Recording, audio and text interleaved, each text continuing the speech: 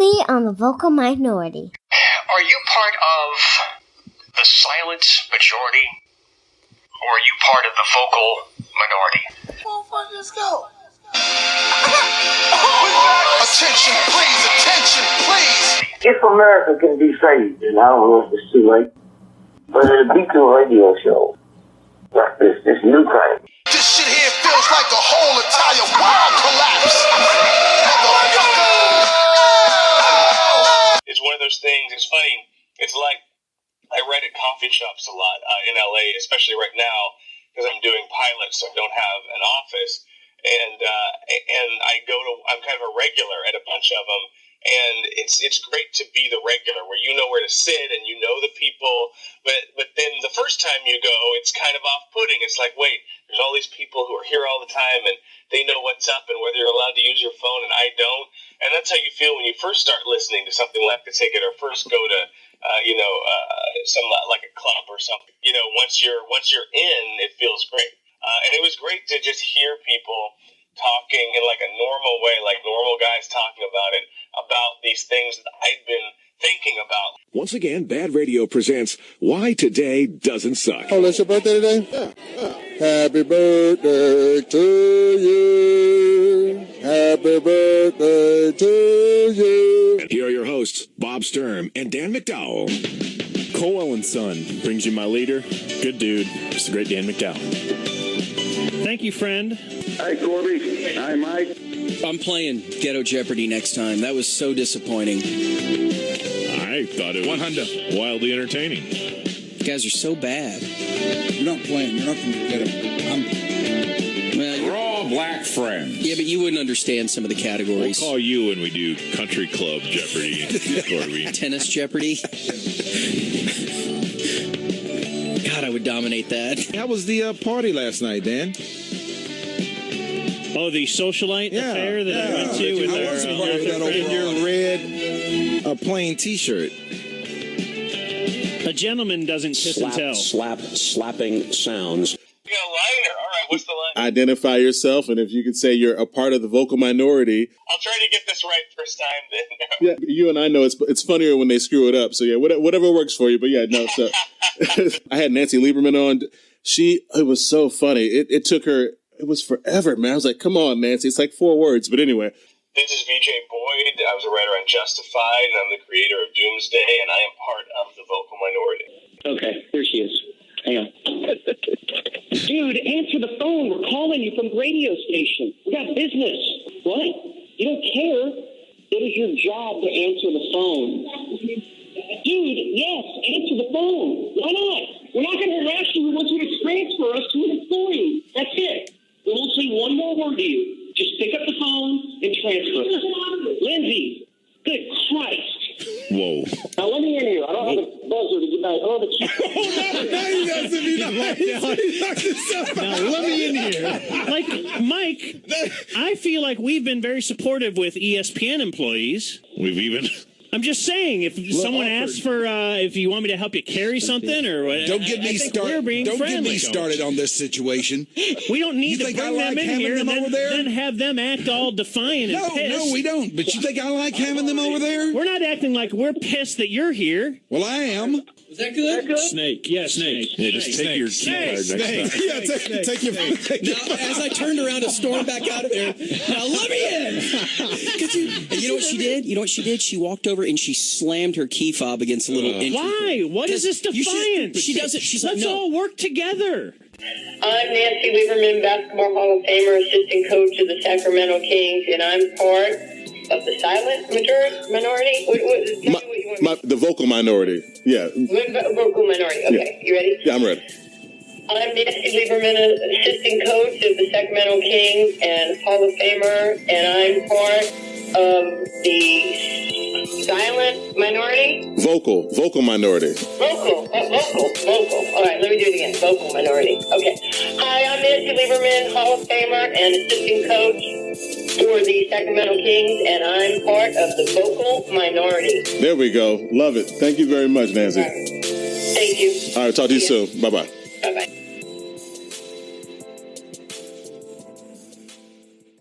Revolution will not not be televised, will not be televised, will not be televised, will not be televised. The revolution will be no rerun, brothers. It's the vocal minority. The revolution will be live.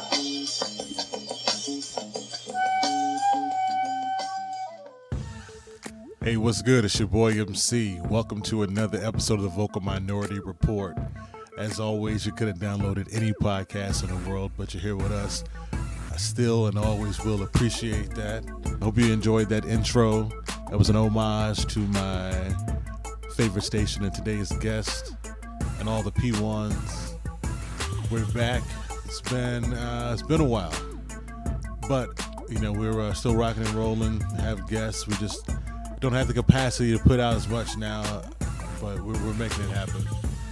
We have a great show for you today, though. Episode 50, episode number 50. It's a great one, and so for this 50th, we have one of my radio heroes, person that I really enjoy. I'm from Dallas. I grew up listening to Tom Joyner back when he was the fly jock, when he would do the morning show in Dallas, and he would fly to Chicago, do the afternoon show. So it was Tom Joyner, Chris Arnold, who we've had on the show, Dallas radio legend. He's got a tie-in where he's a past guest of ours. He was on K104 with Tom Joyner, Norman Hall, Gail Lightfoot in the morning. And then he also was a host on Sports Radio 1310 The Ticket, which is probably the whole reason that this show even exists in a large picture, because it's a station that I've been listening to for about 13 years. It's a talk radio station, but don't let that fool you, because there's so much more than that. And I think we capture some of that in the conversation I have with one of the hosts, one of my favorite hosts, Dan McDowell. He is the co-host of the Bad radio show that's Bob and Dan. They're on noon to 3 on The Ticket. If you're local, make sure you check them out. If not, use the Ticket app everywhere. But I hope you enjoyed this episode. You'll notice we have some new sponsors, so make sure you go check them out. This show's brought to you in part by Lola, by Warby Parker, and Advanced Auto Parts. So make sure you check them out. You'll hear those spots through the episode. For previous episodes, you can go to our website. We have guest info. You can contribute. You can buy a shirt, take our survey. Our website is thevocalminorityReport.com, thevocalminorityReport.com. Like our Facebook page. Use the hashtag #TheVocalMinority if you want to talk about the show. Follow us on Twitter @VocalReport. Make sure you go to iTunes. Leave a rating and review. It's important. It will really help us. It helps get us noticed. We can rise up the charts. Really appreciate everyone. Make sure you subscribe. You can find us everywhere you get podcasts. Make sure you tell a friend. Let's make 2017 a big year. Let's elevate together. All right, that's enough of me.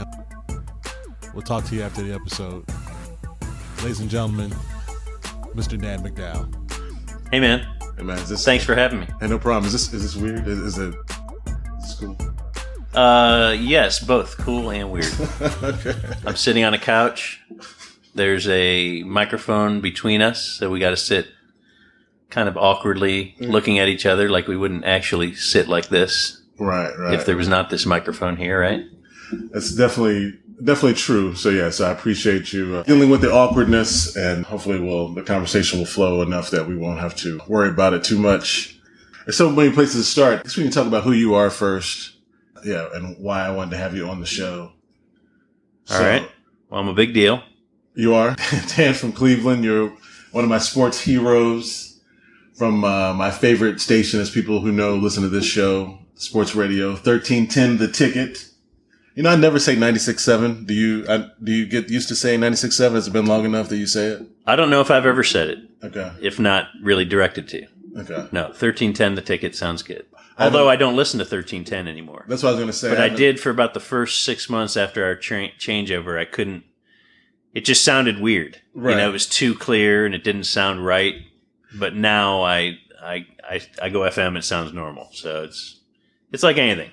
You fear change, See that I used to listen to 104.1. I think that was that was 104.1 signal out of Denton or something. Yeah, I used to listen to you guys on that in addition to 1310. So I kind of was used to the FM signal a little bit, but anyway, so Dan McDowell from The Ticket, from my favorite show, Bad Radio. I've been listening for, I don't know, a long time. I think like 2004 is when I first started listening to Bad Radio.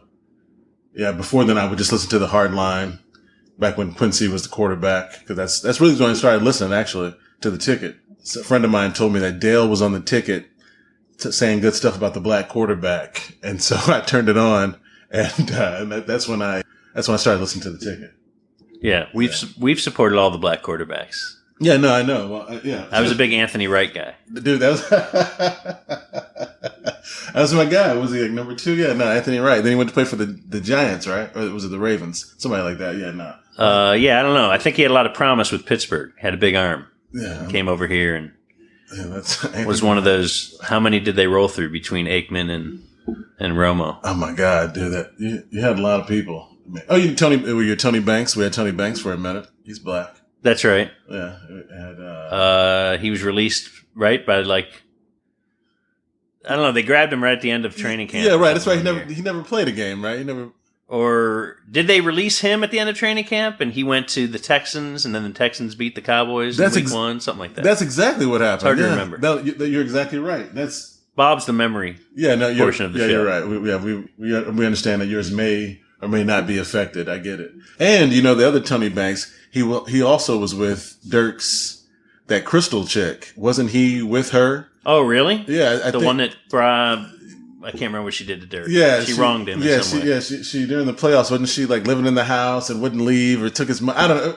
Who knows? Crystal Taylor, I think is her name. One of those things one of those millionaire problems. Exactly. Right. But yeah, no, so that's fine. A little side note there. But anyway, just give us the setup about who you are or why I listen or how long I've been listening to. Because I used to just listen to Why the Day Doesn't Suck. I would try to leave work in time so I could get in the car and listen to Why the Day Doesn't Suck and go home.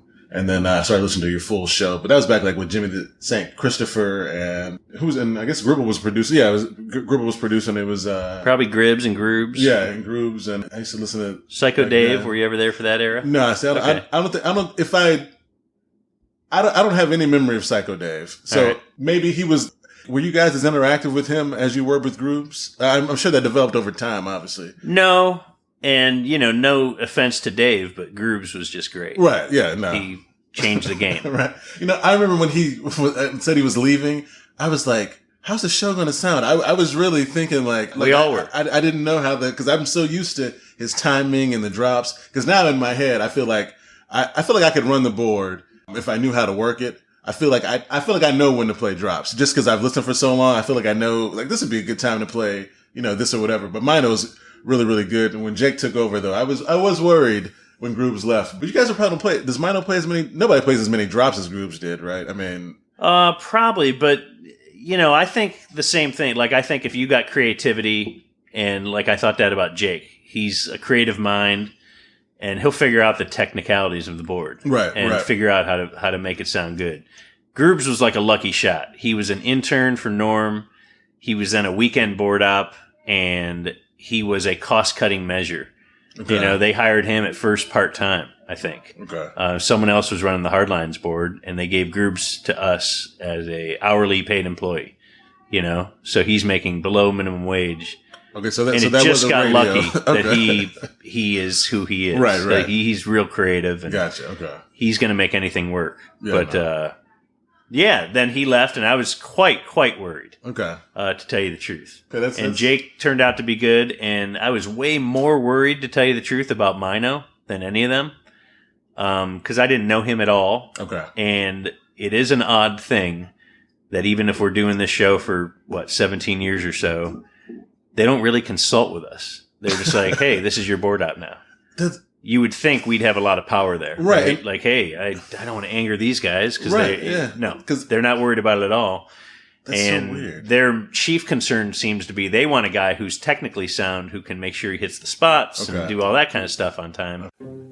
Did someone say spot placement? Thanks for the segue, Dan. because today's episode of the Vocal Minority Report is brought to you in part by Advanced Auto Parts, the largest automotive aftermarket parts provider in North America. Whether you're a professional installer or the exact opposite of me, a do-it-yourselfer, it doesn't matter. They've got you covered. With over 5,200 stores, over 100 WorldPac branches, and serving approximately 1,300 independently owned CarQuest branded stores in the U.S., Puerto Rico, and the U.S. Virgin Islands, not to mention Canada. Oh, I guess that's why they're all over North America. Advance works hard to serve their customers better than anyone else and help them succeed. So for you, my people, the listeners of the Vocal Minority Report, Advanced Auto Parts is offering 20% off your first order at advancedautoparts.com. Enter promo code AAP20CAST for 20% savings. You can shop and save, get great deals with their new interactive monthly flyer while saving yourself time at advancedautoparts.com. So to save that 20% off your first order, go to advancedautooffer.com/vocal. Again, that's advancedautooffer.com/vocal to save 20% off your first order. Enter promo code AAP20CAST. That's AA like Advanced Auto, P for parts, 20 cast like podcast. Enter the code AAP20CAST for your 20% savings. Our chief concern is, funny and Right. good timing and Right. blah, blah, blah. And, man, Mino's been, I think he's awesome. Yeah, I think he's dope. I mean, Yeah. I like. There's no drop off, and he's got his own style. That's he made it his own. Right.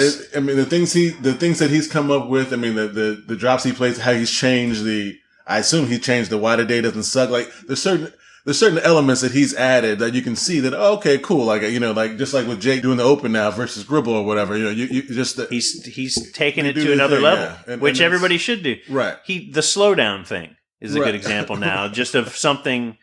I always like when someone does something and then I'm mad I haven't thought of it. Like, how did I not think of that in 15 years? It's okay. My daughter, she's happy because she listens every day. She's a big P1. So she, my 6-year-old, but she, you should hear her. She loves to say, "We don't even do it anymore." She thinks that's because she listens to Why Today Doesn't Suck. I pick her up from school at 3 every day. I want that child. Right. So yeah. So she, I told her I would record her doing it and play it for you. So I'll put her doing it on this episode so you can hear her because she loves those 2 drops from George and Craig specifically. And it's so funny that stuff is so funny and entertaining. I don't know why it does sound funny, but when you guys are laughing about it, we're all into it. You know what I mean? Like we're into the things that you guys find funny, and that's one of the things I want to talk about. Like how you guys affect culture. We don't necessarily have to get into it now, but I don't know if you ever, I guess we can, but we'll be all over the map here. I hope you're cool with that. I'm just wondering though, do you ever think about that? Like how you truly affect culture? Like the station as a whole, but obviously your show specifically, because I'm sure there's a lot of people who are like Bob and Dan P1s and maybe don't listen all day. I listen to you guys more than anything. And not just because you're sitting here, but you probably know that anyway. So anyway, that's my long question. As you know, I do. I'm kind of like Bob in that way. Where do you think about the influence of the ticket on like culture at large outside of Dallas? The ticket as a whole, for sure, because it's a crazy good mix. Right. I think of you can kind of listen all day and get the same thing but different thing. Right. I haven't thought too much about our influence on that. I do think the Wake and Jake crowd, there's a certain portion of people who appreciate that. Right. We do try to do a show, that's not taking into account that this has already been talked about twice today or something, Right. We got to pretend like no one else has done a show. I want to pretend if you tune in at noon, I'm pretending you haven't listened to radio all day and you're not sure if the Cowboys won or whatever. I always feel bad for the hard line. Like I feel like damn, they've had the same thing beaten to death. Right. I feel like Corby. I'm like, damn, Corby. I've heard that 3 times, and it's not Corby's fault because he's doing his show. So I'm not being critical because, like you said, he's doing it in case people haven't heard. But as far as let's say the Why Today Doesn't Suck, right? Which you said. To me, I do have a very good memory of there was a show in Cincinnati when I was in college, I could listen to it. It was on an AM Blowtorch 700 WLW. And it did have an influence on me, but I'm not going to remember everybody's name on it. But they had like a mix type segment at the end of one guy's show to the beginning of the next guy's show. And they would take calls, and I don't know if they would blow people up. They would do it just had some crazy feel, but it was a mix of all these voices. Chris Collinsworth was one of the guys because he was their sports guy. Gotcha. Okay. And he would jump in, and they would be taking calls, and they'd be guessing this and that. And maybe it was a trivia thing. I don't know. But it was something like I had to tune into every day. Right. And so that made an impression on me. Like, I'm glad that we've developed Why Today Doesn't Suck. I do get that feel that even, you might not be able to catch everything, but you might set some things aside to catch that. Right. And I do think I do think there's people that, will fondly remember that in the future when they don't remember our opinion on Jason Witten or Romo versus Dak or whatever the case. They'll remember these other things. Right. Yeah, it's funny. I was talking to VJ Boyd on the show about being a P1 and why we like you guys. Thank you very much. Thank you so much for having me on. Hey, no problem, man. I appreciate it. I start the conversation off with a regonk to you. I know you'll regonk to you as well. So I'm going to have to keep, let's say it's a pleasure to have you on, like I told you, but I'm going to have to keep from talking in straight ticket stick the whole episode because you'll be like the only guest that I've had that will get it. So it's really fun to have you on. That's great. It's very cool to talk to another P1. It's funny, as a little side note, it's amazing how quickly people acclimate and get on board with that station, too. A guy I knew that I went to church with out here in L.A., I just hadn't talked to him in a couple of years because I had moved and was going to a different church, and I emailed him and was like, hey, man, how's it going? And he's like, oh, well, I actually moved to Dallas because, my wife is doing a residency here. And then he started talking about the ticket. And I was like, and he'd only been there less than a year. And it was like, oh, wow, you really jumped on it right away. And he loves it already. So, yeah, it's such a unique thing. So, anyway. Yeah, it's weird. It's like this cool fraternity, right? Because the ticket, it does resonate with a lot of people. Because it's not about the sports. Obviously, I'm a huge Cowboy fan and Mavericks fan. I'm from here. So, I love the sports. I do tune in for that. I don't care that much about the Stars, or since Ron Washington is gone, I don't care about the Rangers. So you know what I mean? But I listen because you guys are entertaining, and I'm just a P1. I listen, all day. But my point though, the conversations about your life and social stuff, and that's the stuff that I think really resonates and connects with people. You know what I mean? So it's interesting to hear you talk about specifically to why today doesn't suck and what that leaves for people. Where I'm like, no, it's so much more than that. I feel like I was telling you beforehand, I know you guys and your opinion on politics or religion, or the persona, I know you as much as you give us on air, and so when I'm talking about affecting the culture and kid or whatever, there's people who listen, there's P1s everywhere, you know what I mean? To be nerdy, I think I heard Craig say that the Ticket app is the second most listened to streamed radio in the world after BBC World, which is crazy when you think about it, because I know why BBC World would be so popular, but the Ticket, so that means, I don't know what those numbers are, but you guys are reaching tons of people outside of the Metroplex. So anyway, so that effect on the culture, whereas people like the way you guys think and talk about stuff. You said, no, you hadn't really thought about that, but that kind of specific, the social stuff, that, I want to hear your hot take on something crazy. Who cares about the Cowboys? But we do care about it, it's the base, I guess. Right. And I don't know if I would like to be on a station that didn't ever touch sports, because I was on one. Right before I came here, I was in Dayton. And I had an overly active PD who would show me stats that sports is death. He would say, sports is death. And we would have to find ways to get a sports story on the show. We would have to show that this is more of a, you could talk about this with your wife, and, that what do they call it? When it goes outside the realm of just sports. Everybody's talking about this story. So they would allow that to be done. Whereas then I've worked at sports stations who say, don't think of doing a bit, do it, break down the game. What's the ratio of sports to non-sports you're doing? Like, I don't know. But so I don't know if I could work for either one of those. Right. I can't believe that I work at the Ticket. It's great. It's like a dream. It's something that I didn't grow up dreaming of doing because it didn't exist. Right. And now that it does, I'm just glad I'm in the middle of it. Yeah. I'm a small part of a thing that's I think the Ticket itself is historic, and I'm glad I can just be a sliver in it.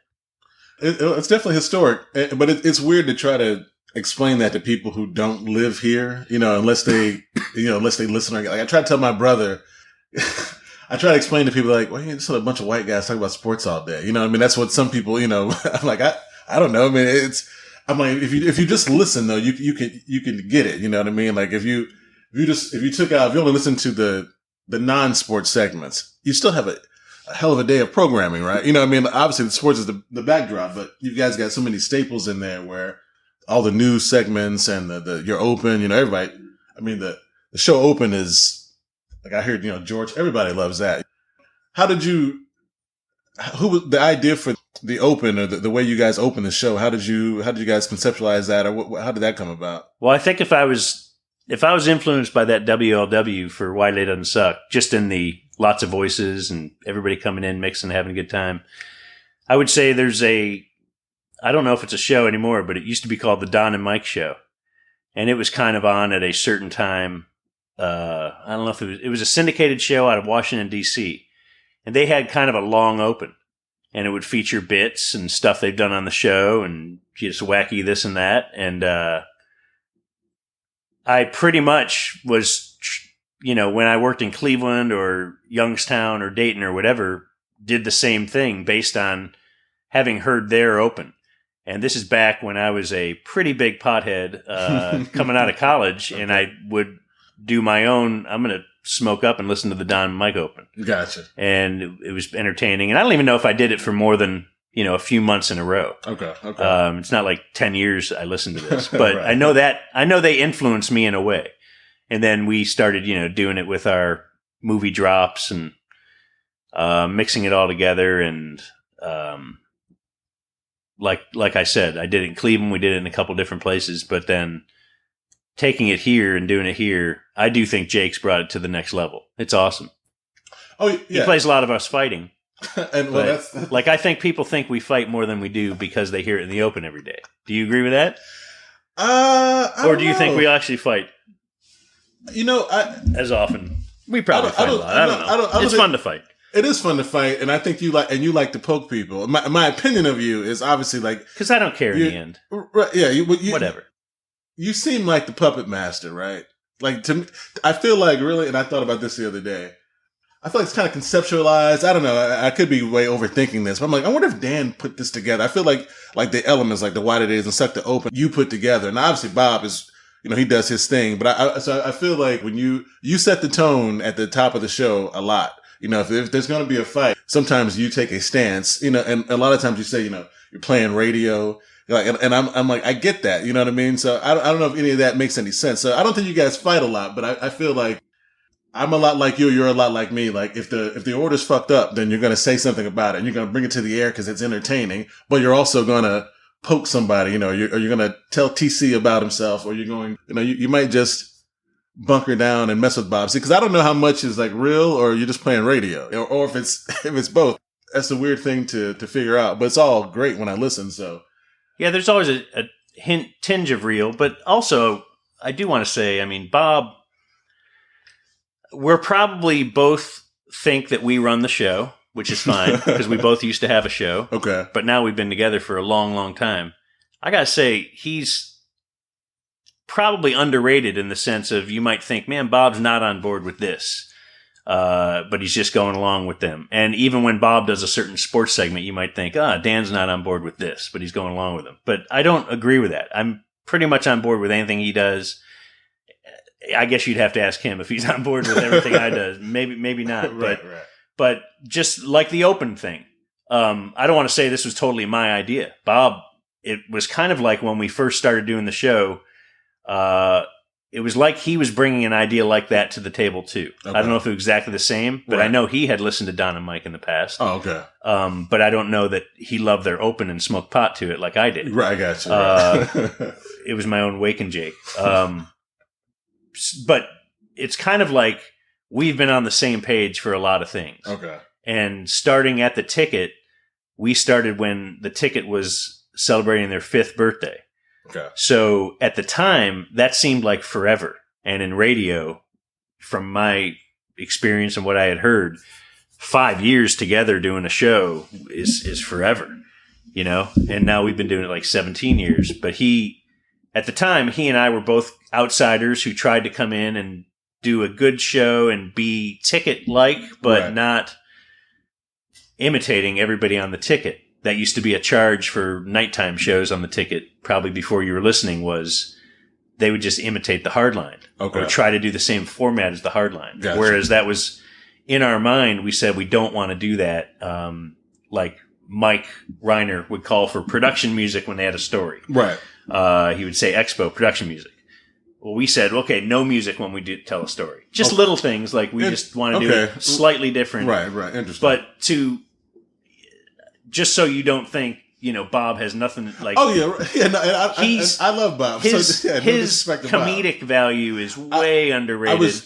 I think Bob is so. If he was not on board with this stuff, he would have been gone a long time ago. Well, you know what I mean? Right, there's lots of bits. There's lots of over the line bits. Right. He might know when it's not his turn to talk in that area and lets it grow on its own somewhere. Like, he is extremely underrated as far as a comedian. Like, I've heard people, you know, they'll compare him to Coop or somebody or some other sports type guy. No. Bob, he's way above them as far as his radio abilities and understanding. Yeah, no, and you know what we're doing. And let me be clear, like I love Bob. Like I think I'm glad you brought that.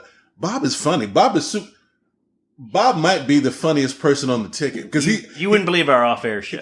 I can't even. I can't imagine like off-air Bob how funny he might be because Bob's got tons of one-liners. He's funny as shit. He's real subtle with his. Well, yeah. And he's also got in his mind the thought of certain people listening that maybe he should be. Right. You know, he's got a little bit of a governor. Bob does a great job. And, you know, I like Bob's cool as shit. I got no issues with Bob. I'm going to criticize your computer right here. Why don't you turn on your computer so you don't have to touch it every 5 minutes to keep it from falling asleep? Isn't there a setting you can put on there? There probably is, Dan, but I don't know what that setting is. So. Okay. You just...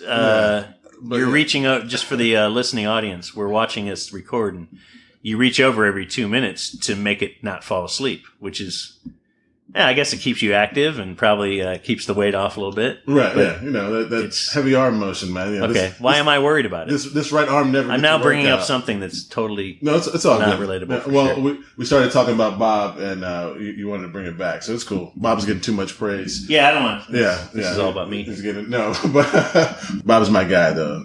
No worries there. Anyway, all right. I feel like that was and Vladdy will be happy with that. Kind of trail off. Breaking news: Dirk just scored his 30,000th point. Look at that! So. My favorite basketball player. Ooh, spoiler alert! Oh yeah, see, look at that. If somebody's T-boning the game. I'm watching it 4 days later. They'll be pissed. Yeah, when they hear this in mid-April, they'll be real pissed, but they'll know. So this isn't Dirk's last year, right? This has nothing to do. I'm just asking you because I'm going to be like dumb. No, next year is okay. Right. Next year will be Dirk's last year. Okay, all right. Well, that's what I need. He's made it pretty clear he'll be back for next year, and then I think if this was his 20th year, he'd probably make this his last year. Okay, I could talk about him forever. So okay. Hey, what's good? Today's show is brought to you in part by Lola. Lola provides a modern approach to feminine care because Lola gives women a peace of mind about what they're putting in their bodies. Lola's products are 100% hypoallergenic cotton with no additives, synthetics, chemicals, or dyes. And for you, the listeners, you know we got a deal, right? Because you listen to the Vocal Minority Report, Lola is offering a 50% savings on your first order. Get your first 2-box order for just $9, regularly $18. I definitely know that's 50%. With Lola, a better month awaits you because they're about changing your period for the better. I get it.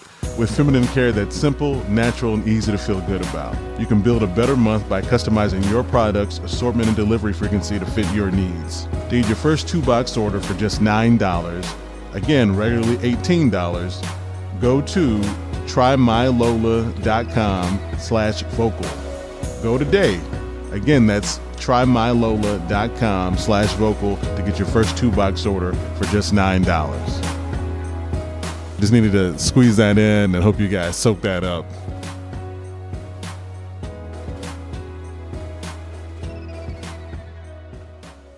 If I lean back, is the mic going to catch me a little bit still?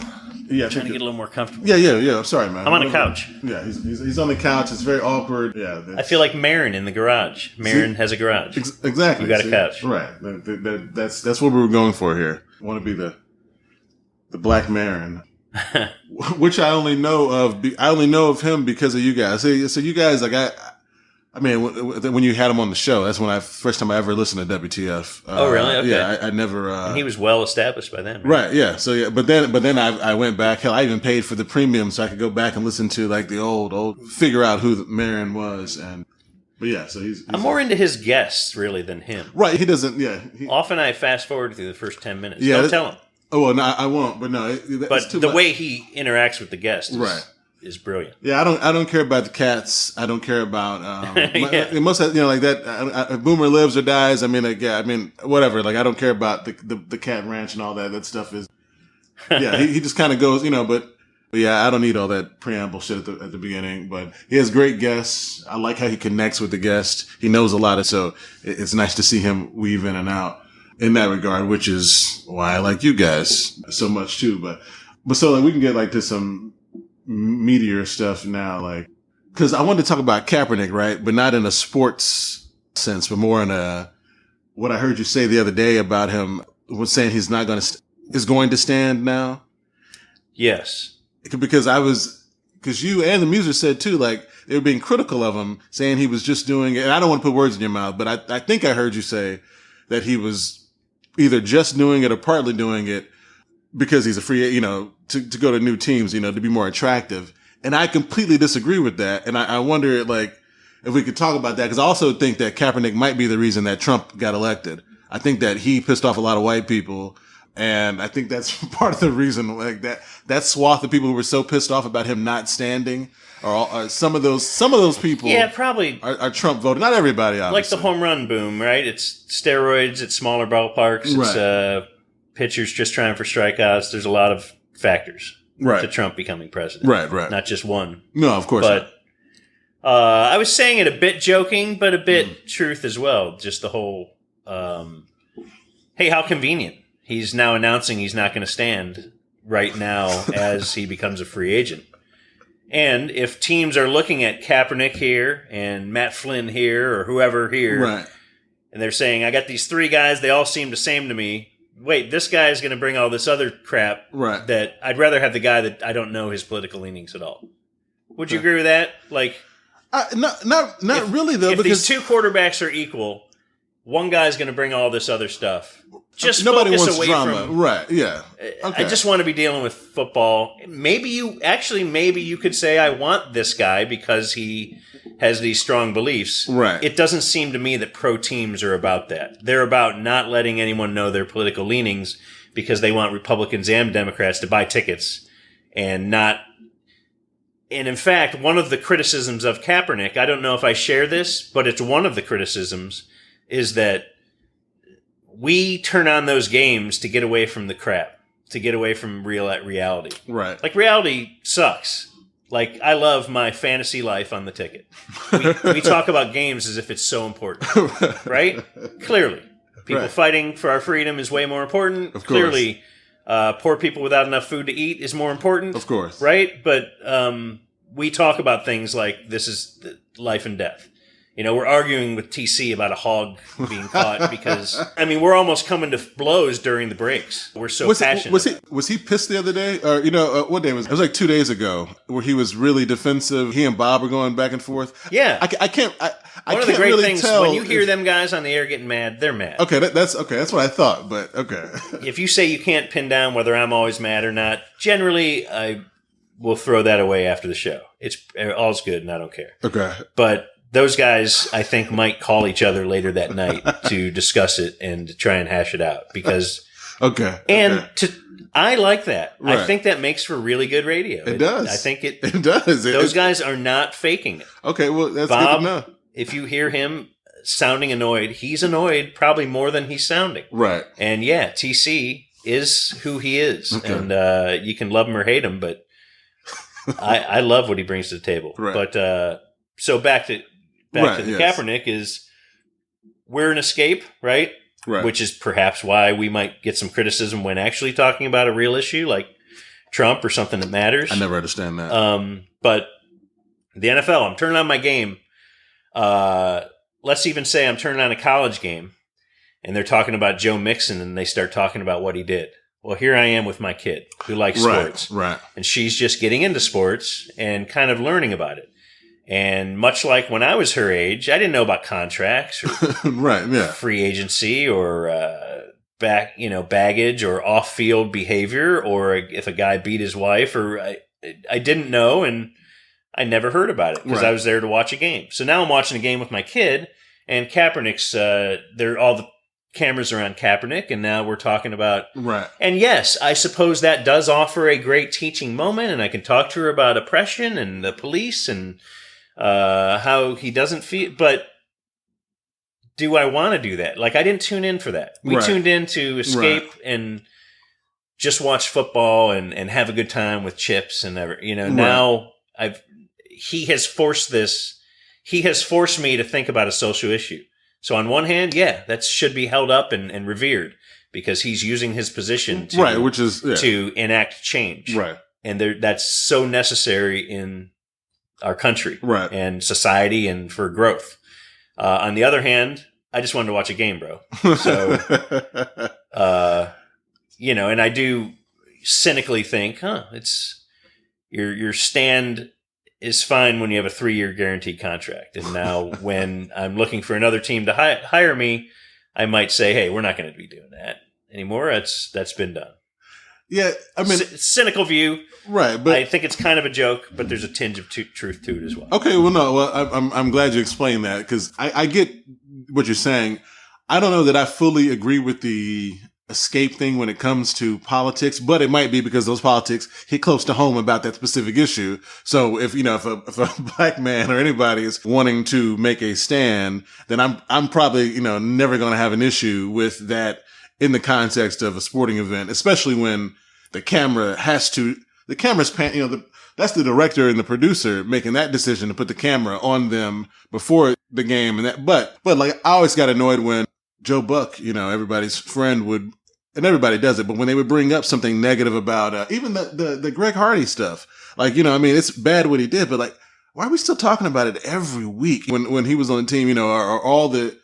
I don't get, so I fall on both sides, but I think my bias clearly shows when it comes to Kaepernick and the whole race thing is standing or not standing. Cause I thought him saying he said, well, yeah, I put it out there in the lexicon. I got people talking about it and doing it. So, I don't need to draw this attention to myself. I don't know that I view sports truly as an escape where, I don't know. I'm all for people, and maybe just like I said, because I just like black people. Like when I was a teenager, and Mahmoud Abdul Rauf, he refused to stand, or he would be in prayer during the national anthem. His thing. Like I was into that, but again, that might be because he was brown like me, and and I was probably 14 at the time. You know what I mean? So yeah. Like I might say, why do they play the national anthem in the first place at a game? I'm there at a game. Well, right, yeah. And it's because, again, cynically, you would say they're trying to do what's best for their business model. Why do they honor a soldier at the game? It's to look better. Because the Army paid them to do so, right? Well, maybe the Army pays them, but otherwise, why do they do it? Do they do it because they really care? Really? If you really care, what'd you make last year? Right. $50 million? Why don't you donate 5 of that to the Army whatever fund? Right, of course, right. And you could say that for so many different things. This disease, that disease. Yeah. So you can't, whatever. It's viewing life through cynical eyes. Right. And sometimes you do just want to watch a game and not be reminded of real things. Real things are depressing. Yeah, life is depressing. Real shit right? sucks. Yeah, but you want to watch that soap opera, see those guys run and hit each other. So I get both sides of it. Yeah, but you can't diminish what Kaepernick's done. Right. And I don't know what it's like to be a black guy pulled over and then think I just got pulled over because I'm a black guy.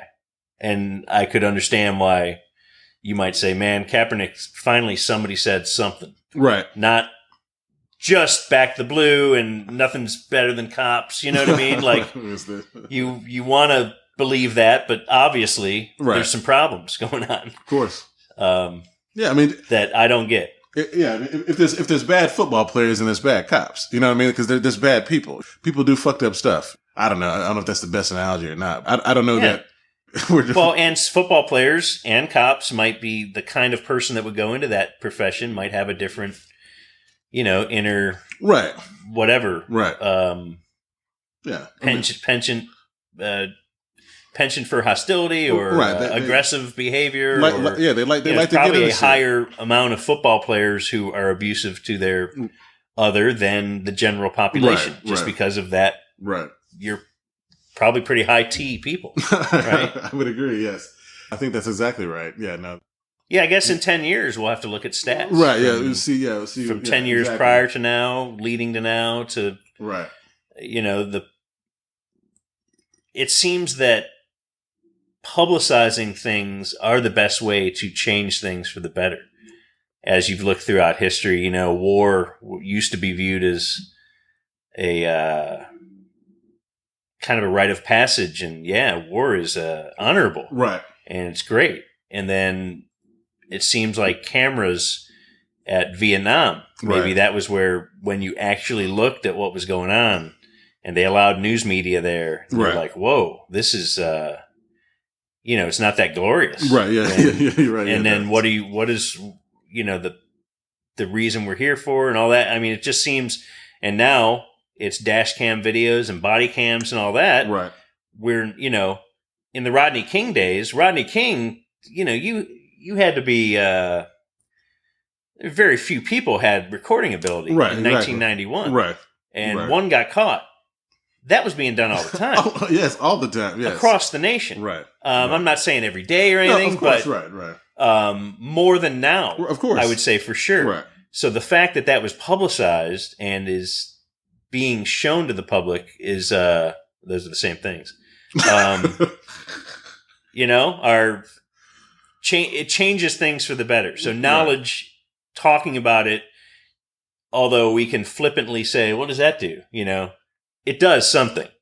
We're just not able to put our hand on it and touch it and feel it and say, oh, this is obviously, okay, now there's 10 less police shootings this year because of this. You can't really follow A to B there, but you just got to keep it up, keep knowledge, keep talking, keep videoing, keep, keep publicizing and things change over time, generally for the better. Although, Trump got elected in the middle of this supposed change. Right. And to me though, and that's not super surprising just because we like change, right? So you had 8 years of Bush, you had 8 years of Clinton, 8 years of W, 8 years of Obama.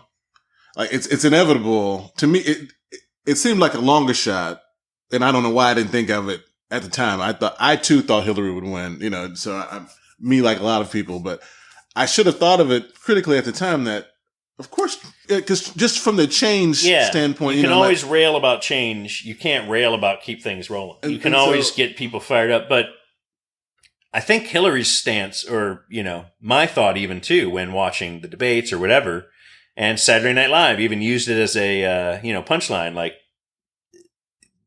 she thought she was going to win because Trump was so abrasive and so out there, and she didn't really have to do anything. She would win. Right. And that's kind of what I thought. I think everybody thought, everybody I seem to know kind of thought that. Republican friends of mine thought that. Bob, I think, would generally lean that way, but didn't, he's one of the many people I know who just didn't vote for president. Not that it mattered in the state of Texas. Right. But I know other right-leaning people who would generally vote Republican just said, I'm sitting it out because I can't vote for her. but this guy's a nut, or I have a daughter, I Right. can't vote for him Right. after this video came out, or whatever. But clearly, I don't know that many people because he got voted in.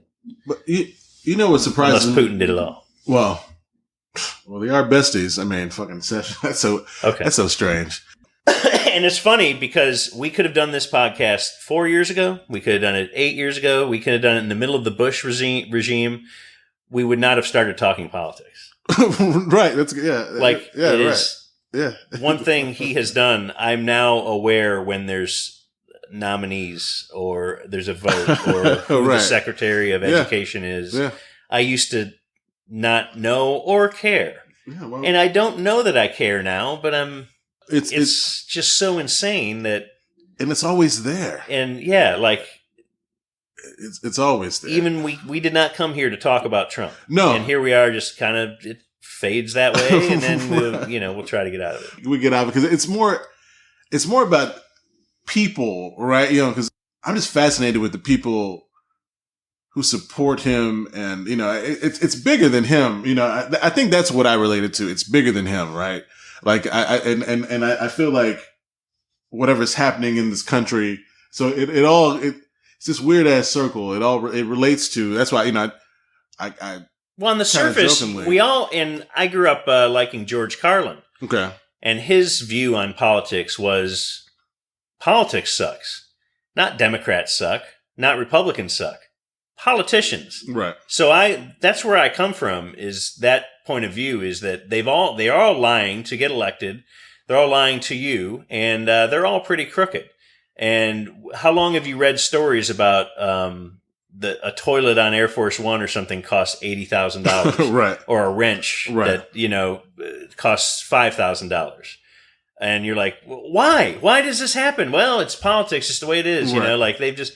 Well, Trump, I remember this story came out, him seeing something like that and saying, this is going to change. It's ridiculous. Why is it? And that, to me, when even I thought he was a crazed lunatic, and I thought, that's one thing I can get on board with him for. Right. So I can see people on board with the thought of, I just hate politicians, and Trump's not a politician. Right. Now, I can't, for the life of me, understand why that, a person saying that, yes, this person who's so, brash and just seemingly a bad human being, and, Right. and doesn't seem to be, although his name's on a lot of things, it does seem to have a lot of business failings and stuff. I can't believe he was the one voted, but I can believe it in the sense of that thought that politicians suck. Right. And he was the guy who's not a politician, and he's going to change everything. I didn't believe he was as crazy as he appears to be, and I still can't tell, but I think he probably just is. Because what I really wanted to get to, and this is the whole, is like is Trump a racist? I don't want to spend a whole lot of time about him, because that question came up, like I got into a Facebook argument, not really, but a guy who I know, because I got tons of Facebook friends who are Trump supporters, which, they're middle-aged white guys, small business owners, work in the financial sector. I mean, it makes sense from that's how they always couch it and defend it. But anyway, so out of the blue, one of them posted talking about, if Trump was a racist, why would he open Mar-a-Lago to blacks and Jews? He naming all these classes, all these people that he opened Mar-a-Lago to down in Florida. So if he's a racist, then he wouldn't have done that. And I just commented on there, I'm trolling a little bit, but I'm like, I said something about, I'm not sure that these actions absolve you of being a racist.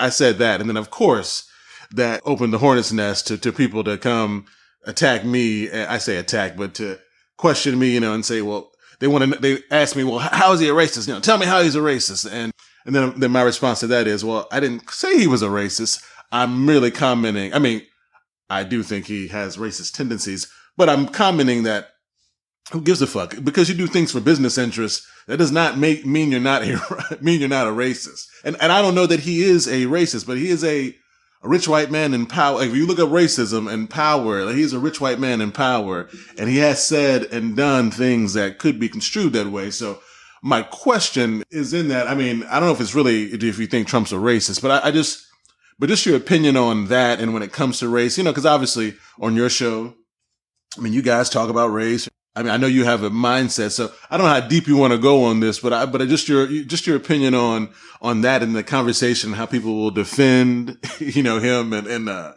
because it's all what it's especially when you look at it, because it goes straight down race lines, like two black people are saying, I don't know if that makes you not a racist, and there's like 16, white people all saying that why he's not. So anyway, does any of that make sense to you? No, it gets my head spinning. I mean, race just in general. Right.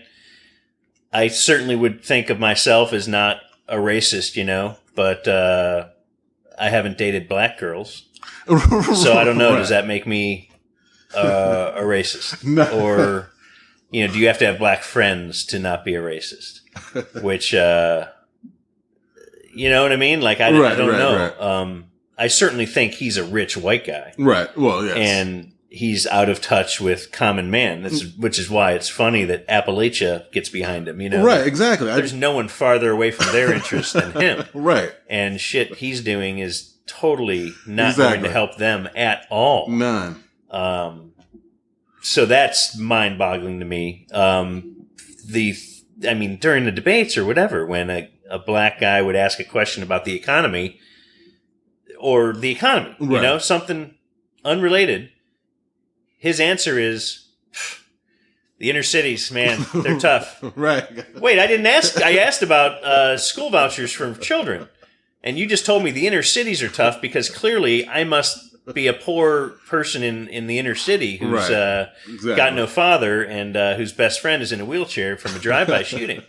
That's just the feel I got from him anytime he would talk to a black person or went to Michigan to talk to the black church or whatever, saying, hey, why not? Right. You live in crap now. Right, yeah. This is what you've gotten for following the Democratic Party all these years. Look where you live. Right. All right? Try Trump. Why not? Yeah, why not? Yeah. And so I don't know if I don't know if I would label him a racist or not. It doesn't matter though. I mean, I don't think it matters. I think people are getting way too bogged down in that, right? Like to spend time defending him not being a racist. And you know what? Then he might be closer to that side if you got to spend time telling people that he's not. Well, like I wonder this because Donovan would get it from the community sometimes. Right. Just how do you put up with some of the crap those guys say or whatever? And, he's trying to do an entertaining radio show. Of course. In the end. And he's great. And he's a good dude and all that kind of stuff. But I wonder about the people that he's working with. Like, is it Ben Carson? Yeah. Are their careers possibly going to just be effed when his run is over? Because they're going to be the guys that were Trump's lapdogs. You associated yourself with Trump. Right. But then what's his play? To not? You know what I mean? There's a sect of people, there's some black congressmen or whatever who are saying, I'm not going to the inauguration. Right. They're standing their ground. And they're probably going to come out smelling like a rose to their constituents in the future. Yeah. But the guys that did get real close to the quote racist or whatever, Yeah. See, Ben Carson is he's the furthest. I don't know anything about him. Yeah, no, and he appears to be the furthest from the community from anybody. Despite growing up a poor black boy, he appears to be like today in his present life, and I don't know the man, but just from as much as I know Donald Trump, I only know Ben Carson in sound bites. He appears to be very far removed from the community today. So with him, I feel like he's living in that. He's living in that white people land, for lack of a better term. And so I think like he comes out smelling like a rose because he's already aligned himself in that far right weird space. Even like his comments about, and I heard Gordon defending him this morning. It was weird, talking about his comments saying that, slaves were immigrants. I don't have the full quote in front of me, but he essentially equated, slaves to being immigrants, coming over on the bottom of the boat. He was talking about Ellis Island. And of course, every rational person's like, no, I don't think you could really call those people immigrants. It's a little different, coming over in the bottom of a slave ship and coming over, checking in at Ellis Island. So he's taking a lot of heat for that. what do you expect? Though? He's not a real down or in touch kind of brother anyway. So we kind of just let him go. You know what I mean? So is he racist? Well, you know what I mean. Well. See, I mean, racist. The definition is what? The clear. You got clear oppression. The clear. I believe racism. There's certainly underlying racism. There's racism in. It used to be the 12th man on NBA benches would never be able to. Right. So then go back to the Kaepernick thing. If two things were equal, these two players are equal. They're both spares. They're going to be at the end of the bench.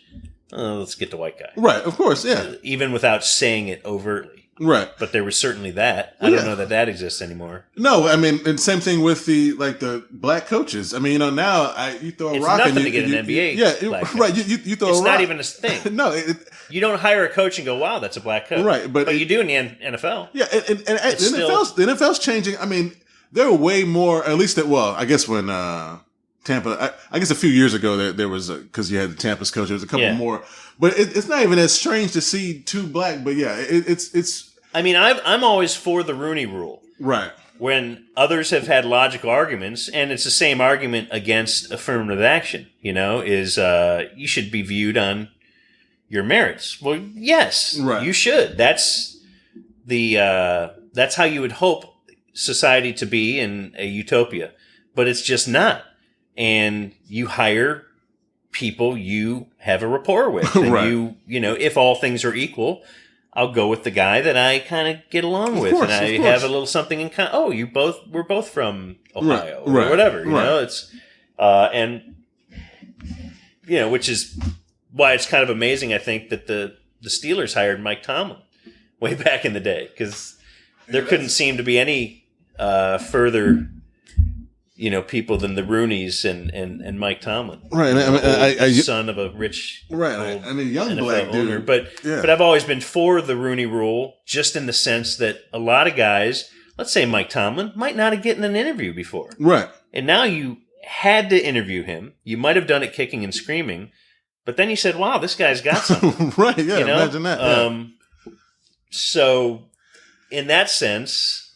but yet that seems like a racist rule or a reverse racist rule or a rule that you would hope, like there's no Rooney Rule in basketball. Right. It's not necessary. Right. Well, it's not. See, but that's weird though. See, because it's not necessary now, but it probably was necessary and they just didn't have it. Because the Rooney Rule, I believe only, like Johnny Cochran has something to do with, I can't remember the history of the Rooney Rule, but I know like Johnny Cochran and them like got together and like that's partly how that came to be. And I don't know why they picked football, probably because it was like a bigger sport. But see, it's always weird to talk about racism. So, because my belief, and I've said this on the show, so I've got to say it again and back it up, that like racism has a lot to do with power, right? So it's believing you are superior. And it's having power attached to that. So prejudice, discrimination, or antagonism directed against someone of a different race based on the belief that one's own race is superior. So generally, and I think there's other definitions that I've read or I've applied where like it's power. So white people have more power technically, numbers and economics, generally speaking, right? So a black person they could have they could certainly be prejudiced and discriminate and do everything. But if you're talking about true racism, well, I don't think there's, in the society we live in, as we apply racism, I think we're all smart enough to know that we live in a world where black people, I'm not explaining this in a good way, I don't think, but so I think it's hard for a black man to be racist. He could certainly be prejudiced and bigoted. Like those things exist. Doesn't matter who you are, but like you could hate the Mexican. Right. Yes. So are you racist to Mexicans? Or do you know black guys who are? I do, but I wouldn't call them racist. It's because if you're racist, then you're really just ignorant because you're in the same boat. Like blacks and Mexicans are in the same boat. I know people like act like we're not, but like we all we're all in the same boat. So I don't know if I would call them racist. I mean, I guess because there's no better term. I think we just say racist because there's not a better term. It's easier to say racist because there's not, because to say bigoted or prejudiced or whatever, like racist is a catch-all, I guess. And so So while but black you people, might be not you, but black people might be prejudiced toward the Mexican. Right. Like we're better than Mexicans, right? Well, and I'm sure that exists. Yeah, it's certainly clearly being born a white male in America is like a cool bit, right? Yeah. You know what I mean? Because females, they got their own sets of problems, right. The black man, I can't relate. I can't really. It's white guilt, I suppose, that keeps me from commenting fully. Because in the end, I will be told correctly, you really can't get it, right? Well, right, yeah, and I can't. Yeah. You can't, but you can. I can't fully understand, right? And so that's why it is tough sometimes when I do listen to you guys or the station as a whole, right? So to bring it back. It's like, man, I wish y'all. It's like, what the fuck, y'all? What are y'all talking about? But you have a right to your opinion, and you guys. And I'm not thinking of anything specific. I'm just saying, you have a right to your opinion, and you guys are thoughtful or whatever. But I'm like, you guys don't get it at all. I mean, the Kaepernick thing is a small example. I wish I could think of something, but I'm like, you guys don't get it at all. But sometimes me and Donovan are the same age, but it's like we grew up in this. That's the craziest. Corby grew up. It's not Texas and Ohio, right? Because Corby and I share many of the same things. Hey, you did this in grade school too? Yeah, I did too. Like he's like from this totally different world that I don't get existed. And if it was your show, Bob and Donovan would start singing "Two Different Worlds" by LL Cool J at that moment, right? But yes, and that's crazy. And that the one day where you like. Aired my dirty laundry. Like one day you really pissed me off, man. It was, when you were fucking with Donovan about the black comedians thing. It was 2007. I know where I was. I remember I went to one of my coworkers. I was like, are you listening to this? I was like, Dan's an asshole, man. Like, do you know the I know clip exactly I'm what you're talking about. Yeah. Dude, because it was one of the very few times that we actually talked about something off the air. Oh, really? Okay. Because that day, me listening, I was like, this dude, you went so hard. And I was like, I could not tell. And it goes to what we were talking about earlier. Like, is he fucking with him? Or is he like really, I know you play radio a lot. I did not get that day. Oh man.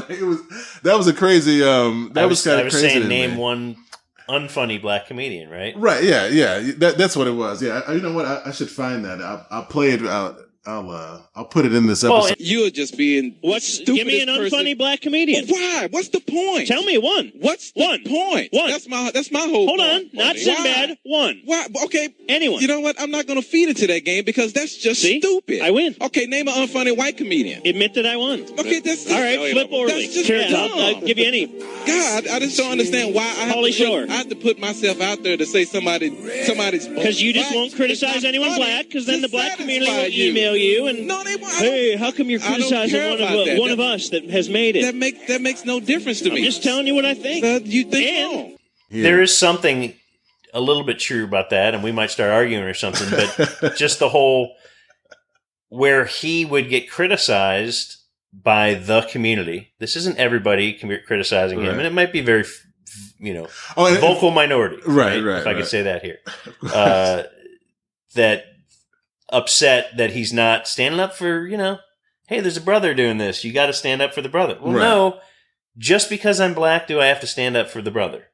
Well, yeah, you do, because that's the only way we're going to get out of this mess. Or, right. And I do, there's inherently that,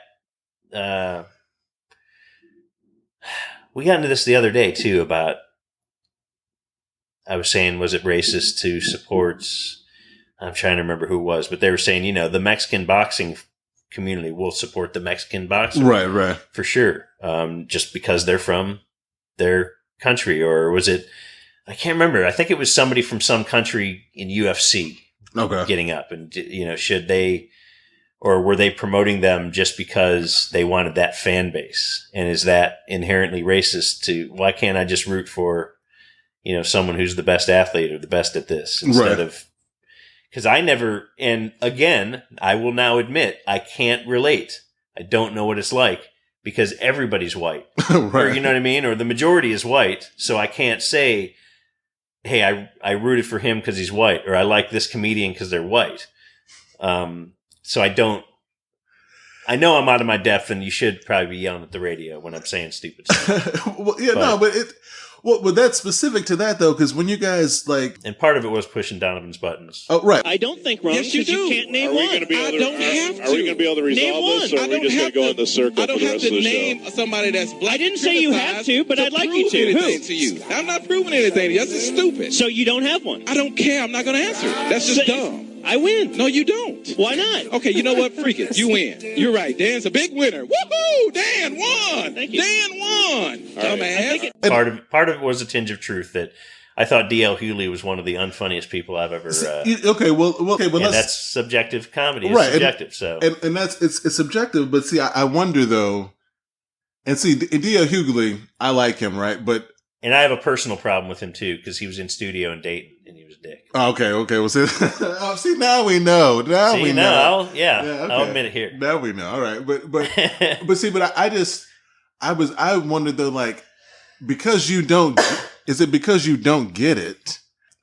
So let's D.L. Hughley, friend, like, I don't think he's that funny because he does the same bits like he'll do a special and then you watch him like the next 24 months, and maybe everybody's like this, but he recycles a lot of bits. Like I've seen the same, like every time. I'm like, dude, you do this shit all the time. So anyway, so that's why I don't care for him, but I do think he's funny, and I support black people, so it is what it is. But sometimes I'm like I think Sinbad is funny, like or I think any comedian. I'm like, I wonder. I'm like, is it just because you just don't get it, or you're just fucking with Dan or Bob, Donovan? I mean, like that's that's the thing. I mean, I know, and I used to like different stuff when I was younger, but I liked Sinbad. I remember his special with the funny colors. Yeah, right. And talking about McDonald's, and I love that. Okay. I hate Kevin Hart.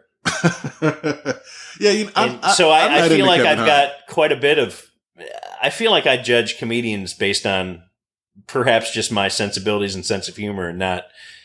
I hate black comedians or something, right? Because I think I can have a list of black comedians I like, and there's a list of white and black comedians I hate. You know what I mean? Like, of course. And was our argument. I think I wanted a black comedian that he didn't like.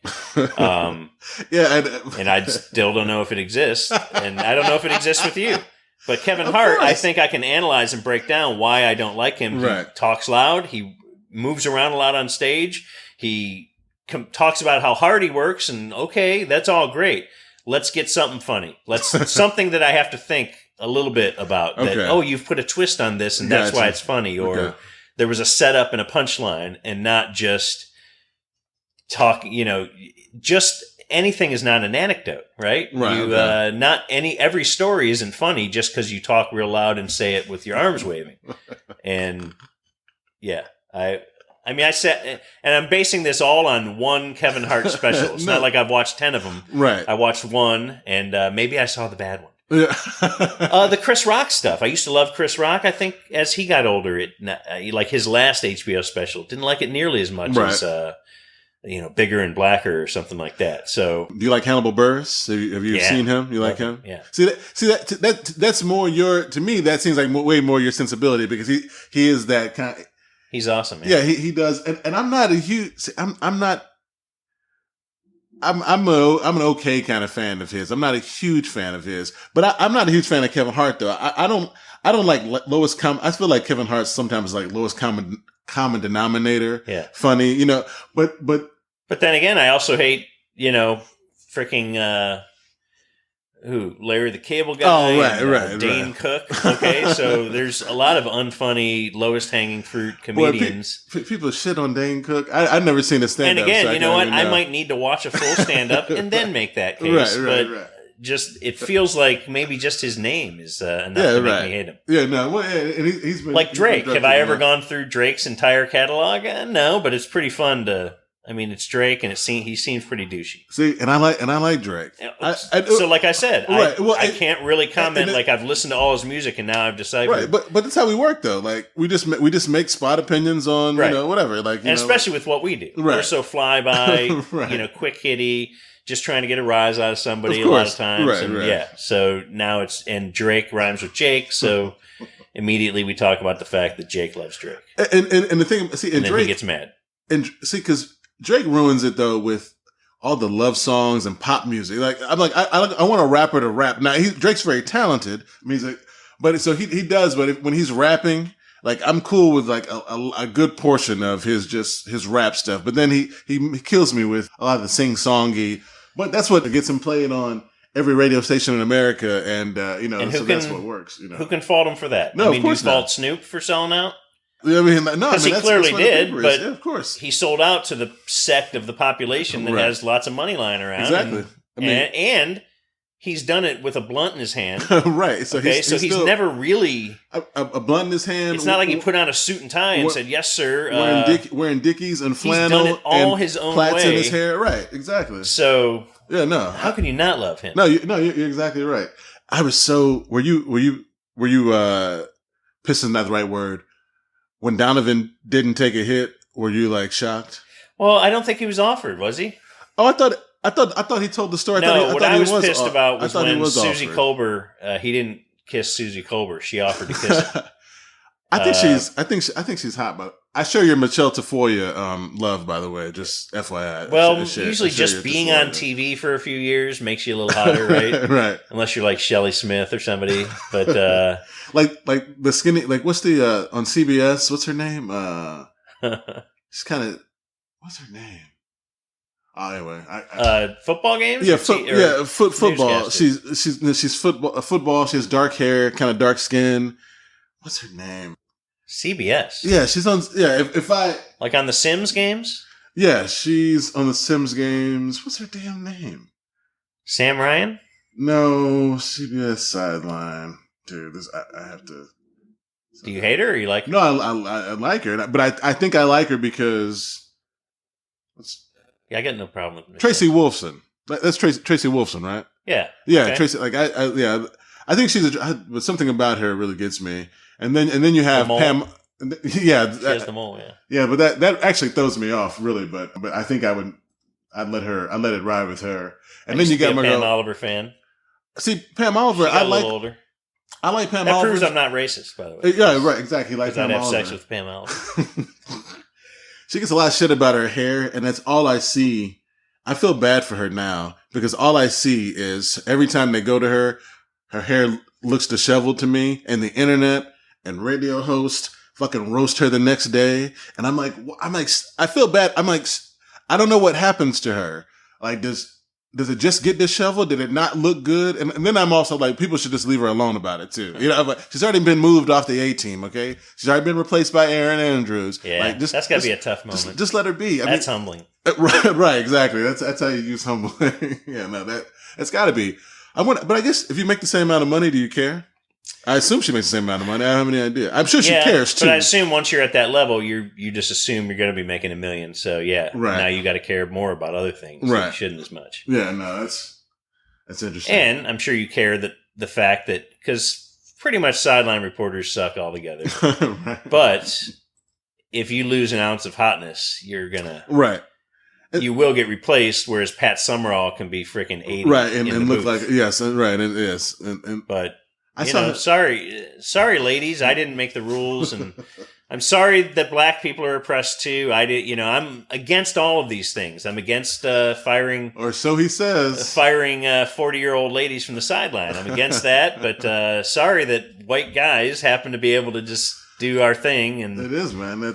We rage against the white patriarchal machine. Yeah, I want to change things, but not too much. Right, exactly. Right. You don't want to mess it up for yourself. I got you. Actually, I'm better just being the guy who's against it all. Right. I don't really do anything to enact change because then that would screw up my future. Of course, right? Yeah, no. I hear you, man. You got to play both sides. You got to look out for number one. You got kids, well, that's number. Yeah, you got kids to worry about, man. I got you. No, I got these precious little white children you have to worry about. Right. Well, and I'm sad that they're girls. Just in the sense that I'll say it again. I don't understand what it's like to be pulled over and then a dude thinking, I'm getting pulled over because I'm black, I think. And here's a white guy. How should I treat him? What's the right play here? Just even talking. I don't know what it's like to be a girl, to grow up, and now, my one daughter loves sports. Okay, so if she's hot, she could be in a studio show, right? If she's kind of a pig, she could be a reporter. if she's gay, she could do softball announcing or something. I don't know. Like, what's her? She wants to be like me. Let's say she did, right? And I wanted to be a pro athlete. Certainly, I'm not good, so I figured out how can I be around sports, right, and still make money and just have some fun. What if she wants to? Would she have to be one of the 3 radio hosts in America that's a female? Right, Would she have to be in PR? There's plenty of PR girls running around. It's a weird bit. Yeah, no. I mean, being born white and male, and when I did, it's the right color and gender and place to be born if you're going to be born white and male. You know? Quit blaming me. Are you running out of juice on your computer? Yeah, we're about to get there. I like to blame white people and hold white people. Let me get back on the mic. Let me see this loud. I like to blame white people and hold white people accountable as much as I can, because blame is the wrong term. I'm being funny, but I like having conversations about race with people just because I don't feel like, because if it's just 5 white guys, you're not going to have the conversation. Generally speaking, you might have it, but if you don't, and that's the problem with the ticket, or media in general. Like it's the representation. Like if Donovan's not saying something to you on your show, or to Norm or whatever, you hear him, like as much good as you guys do, or you affect the culture, like there's still something missing, which is not your fault or your responsibility as an on-air host. Maybe it's cast, maybe it's not. You got a well-oiled machine. Why would you can't add to the host lineup. You already did. So, I don't know where I'm really kind of going with this, other than, to say like I guess that's why it's important to have the conversations. You know what I mean? Like it's so, the whole white guilt thing, I think that people don't acknowledge it enough, and not acknowledging it causes people to take things for granted. Like, there aren't any, if you look at the landscape, there aren't any black coaches. You know what I mean? Like there is only one black sideline reporter. You know what I mean? Or like in my field, like, there's only one. There's like 30 of them, and there's only one black account executive. Like no one finds that. No one finds that odd. Is that the fault of so in Ohio, I was a program director of a small station. And it was in Warren, Ohio, which is right next to Youngstown. So I say Youngstown because people understand what you mean if you say Youngstown, kind of. Because I've seen the 30 for 30, so I know where Youngstown is or whatever. Yeah, right. So, anyway, it's kind of downtrodden and stuff. But I was the program director with one directive only, and I could do whatever I wanted on the station, which was kind of cool. So I gave myself a show because I wanted to have a show. And that was my main goal. But I had to hire all the other day parts. They wanted to have live programming all day. Right. And not really pay a lot of money. So however we could do that. And I do have to say, they would have loved a black guy to walk in the door. Right. To try to get hired. And I think we had one guy we interviewed, and he was from Cleveland, but he did not want to start at such a low level. Because it was a low level. You were getting paid very little, if anything. My pay was like $1,000 a month and a free apartment. Oh wow, okay. Like, which I thought was the best thing ever. Because I also had a show, right? So you do your thing, right? But as far as why the owners, they wanted a black voice on. We were trying to be a sports station. They wanted that. But nobody applied, and the one guy that did considered that to be too low of a level to, I'm not going to work for hardly anything. And, and so, when you say there weren't enough black representation, and it wasn't like black people didn't live in that area. Right. So I never could understand, what that... It wasn't like we were turning down people to hire white people. Right, yeah. We wanted to hire kind of everybody, and we thought it would be cool to have a nice mix of, different kinds of voices and different people. They wanted me to hire a woman as well. Okay. And same thing. There wasn't a ton of an influx of women coming there either. And I surmised it was because they were getting actual jobs, not at this crappy radio station once they got out of college. I don't know. And like I always thought it was because there was 1,000 white guys that went to college to try and get into sports. And that's why we were willing to take this crappiest job you could ever take. I mean, it was horrible. Right. But we're getting airtime, like you doing reps here. You know, we were just getting reps, and that was good enough for me. So I don't know if there's if any of that makes any sense to you, or if you have any theories on that either. But my point only was there wasn't a line of black people trying to get a job there. Right. Yeah, it makes sense, and I think I've heard you guys talk about this when it comes to interns, maybe, or maybe I'm making that up. But it's, like if nobody applies, so I've always been irritated with black people who don't just try, because I think a lot of it sometimes is intimidation or thinking like you're not going to get it, or it's a bunch of.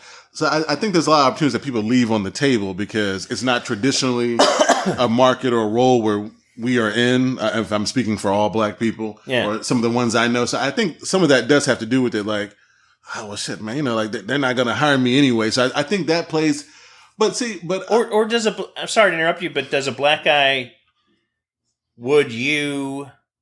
this is hard to ask you're representing every black person in America, right? As I do all the time. Right? Yeah. And as Donovan would do if we were ever asking him a question. Right. Would you, if you went to radio school or whatever, you wanted to be in radio, would you gravitate and go to a black station? Like, Donovan is one black guy, and there's how many white guys? Right. And is that a weird thing where you don't feel comfortable either? That I'm the black guy. If I walk into this building and get a job here, I'm the black guy. See, that's my life. So you know what I mean? So for me, I've always been the black guy, you know what I mean? Like in whatever space. Like when I went to Donovan's church to celebrate, he was Man of the Year one year at his church. And I was invited, and I went to church with him one day, or showed up at his church. I was the white guy. And it's one of the only times I can relate, I guess, And once we went to a gospel concert on acid when I lived in Dayton. That was really fun. But I was the white guy. So the only time you're in the minority is when it's a black church function, is what you're saying. Yeah, gospel. You ever go to a gospel show, dude? Like a actual concert? No, because I don't really like gospel music that much. So, and I'm not. You think I'm listening to gospel CDs? I like, but I don't. It was an incredible experience. The half-hit acid did something. I'm sure the acid has. Yeah, but, I've never done acid either. So I you ever done shrooms or something? No, like that? Okay. No, I've never. Yeah, it's been a long time, but it was an incredible explosion. Well, sure, you would love the show. I think. I don't think you have to like gospel. Okay, I never sit around listening to gospel. Sure, you don't. I don't know why it was something I got invited to by some guy, and it was really cool. Sorry. I feel like you're completely uncomfortable. I'm sorry. No, it's okay. I'm just shifting around. I'm on a couch. Yeah. Okay. And the mic's way over here. Yes, so it's. Do I yell or? How long have we been going? Is this too long? No. We can. I'm good. We haven't. I'm worried about your time. So yeah, whatever time you want to check out, let me know. We can wrap. I think we're going like an hour 20. So whatever you. No, I'm good. We can make this a record length. Perfect. Good. We do 3 hours every day, but commercials. Did Dan just say commercial? Well, thanks, Dan. What a true professional. Because today's episode is brought to you by one of our new partners, warbyparker.com. warbyparker.com provides vintage-inspired prescription eyeglasses starting at just $95. And because you're a listener of the Vocal Minority Report, Warby Parker is offering a free 5-day home try-on to give you the opportunity to check out their glasses. Warby Parker was founded with a rebellious spirit and lofty objective. Sounds like a show I may have heard of before. And because of that, they offer designer eyewear at a revolutionary price while leading the way for socially conscious businesses. To get your home try-on today, go to warbyparkertrial.com/vocal. Again, that's warbyparkertrial.com/vocal for your free 5-day home try-on. It's such a struggle to say 5-day. But go there, check them out. Make sure you take a picture of you in your specs. Use the hashtag #TheVocalMinority. Would love to see you. Make sure you support those who support us. Again, that's warbyparkertrial.com/vocal. Kept it simple this time. Check them out. What about that ad music? You guys digging that? Yeah, that's, I wonder how much, because, like a TV show, an hour TV show is like, 42 minutes or 44 minutes? Yeah. And a 30 minutes, like 22 minutes or whatever. So I wonder how much you guys how much time you guys actually talk? Do you, anyone ever looked at that before?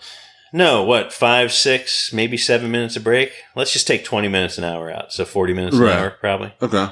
I guess. All right, so hour 20, that's not bad. That's not a bad gig, no.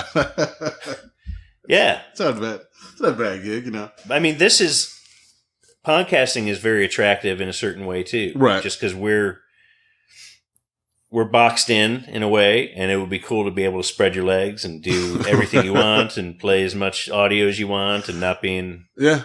And I've wondered about podcasting, like... Well, what have you wondered, Dan? How's that for a cliffhanger?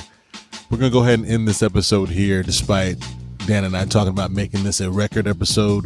We do come close, so we're going to make this a two-parter. Stay tuned for part 2. It'll be out in 2 weeks. Make sure you check it out. We have to take a little more time in between shows right now. We have a lot going on. We have the Elevate Digital Network about to launch.